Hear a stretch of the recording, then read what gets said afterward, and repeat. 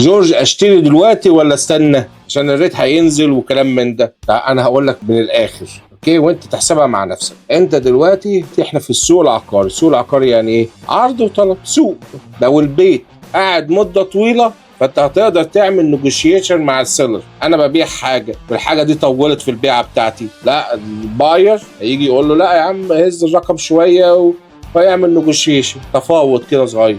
طيب لو الريت نزل وناس ما كانتش كواليفايد دلوقتي كواليفايد وهم عاوزين يشتروا عشان الريت نزل، هيحصل ايه؟ الناس كتير عاوزه تشتري. الراجل اللي هو بقى كان بيبيع كان بيجي له اوفر واحد جاله 5 جاله 10، هيعمل ايه؟ هيثبت على سعره عشان لو انت مش عاجبك هيروح للتاني، لو مش عاجبك هيروح للتاني. فده اللي بيحصل في السوق النهارده.